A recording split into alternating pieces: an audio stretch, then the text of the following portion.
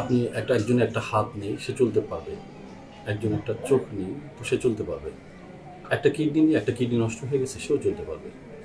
একটা পা নেই, সেও চলতে পারবে। কিন্তু একজনের একটা হার্ট নষ্ট হয়ে গেছে, হার্টের স্পন্দন বন্ধ হয়ে গেছে, তার সব কিছু থাকলেও সে বেঁচে থাকবে না। এজন্য আমাদের প্রধান উদ্দেশ্য আমার হার্টটাকে সুস্থ রাখা।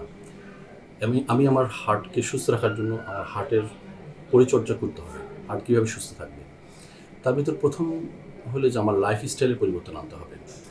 লাইফ স্টাইলের ভিতরে আমাকে সময় ভাগ করে নিতে হবে যে আমি আমার কাজকে কতক্ষণ সময় দেবো, আমি বিশ্রামকে কতক্ষণ সময় দেবো।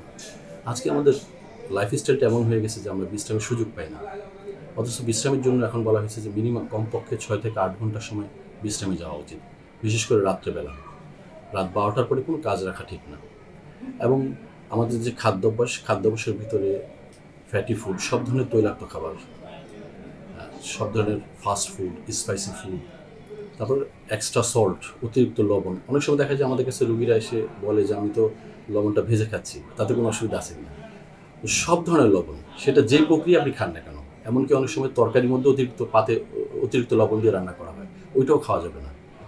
এবং মিষ্টি খাবার, শর্করা জাতীয় খাবার, যত কম শর্করা জাতীয় খাবার খাওয়া যাবে, তত বেশি হৃদরোগ থেকে আমি নিজেকে বাঁচায় চলতে পারবো।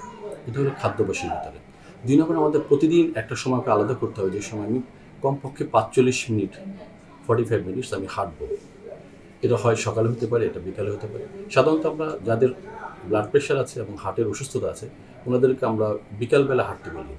আর যিনাদের এগুলো নেই, শুধু ডায়াবেটিস আছে, তাদেরকে আমরা সকালে হাঁটতে বলি। যত ধরনের মানসিক টেনশন, মেন্টাল স্ট্রেস বলি, এখন বর্তমানে দ্বিতীয় প্রধান অন্যতম কারণ, সারা পৃথিবীতে মানুষ মারা যাওয়ার দ্বিতীয় প্রধান কারণ বলা হয়েছে মানসিক রোগের কারণে, দ্যাট ইজ ডিপ্রেসিভ ইলনেসে সবচেয়ে বেশি মানুষ মারা যাচ্ছে।